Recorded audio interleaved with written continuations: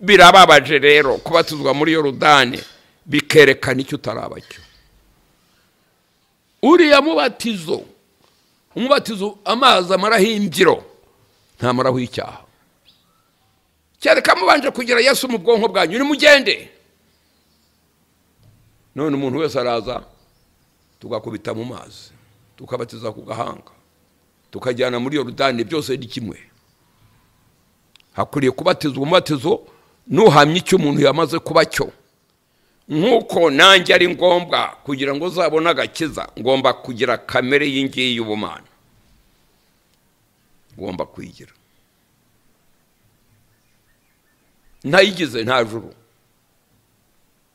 atayigize ntabwo yajyaga kumukiza wacu. Birareshya,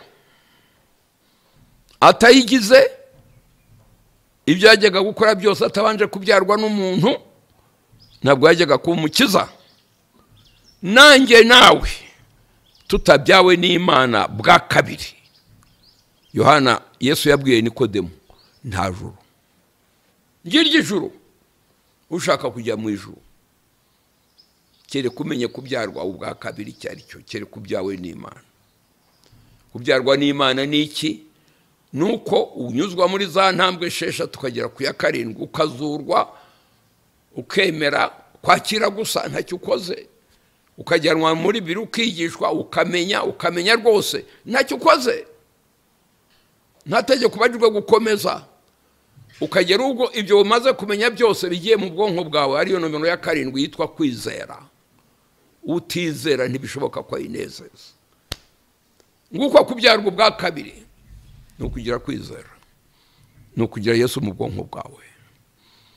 Yabatirijwe ikise, yabatirijwe yuko yanesheje agiye ku rugamba.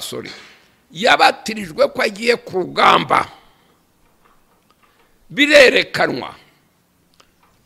Ajya muri Yorodani, Yohana yanze kumubatiza. Yohana ati mbatiza abanyabyaha babyihanye, none turabatiza batarihana. Yohana yarabirukanye, timwe abana b'ishiramwe.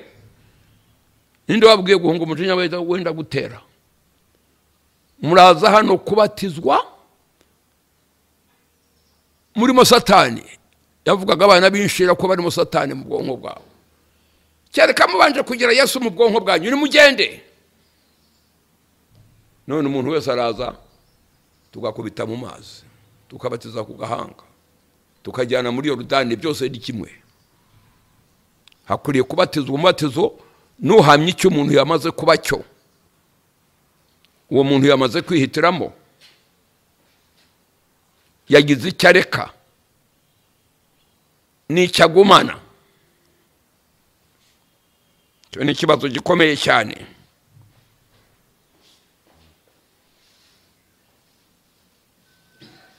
Uriya mubatizo, umubatizo amazi amaraho imbyiro ntamaraho icyaha. Kubatizwa na Mwuka Wera bibanziriza kubatizwa n'amazi. Amazi ni igihamya ko wamaze kubatizwa na Mwuka Wera, wagize kwizera mu bwonko bwawe, wamaze kugera mu mwanya wo gukora ibyo Yesu akora. Uwo mubatizo ukaba ari uwo kwereka abantu, ni nka Karuvari, ukaba ari uwo kwereka abantu icyo wamaze kuba cyo. Birababaje rero kubatizwa muri Yorodani bikerekana icyo utarabacyo, bikerekana icyo utarabacyo, ugikoresha.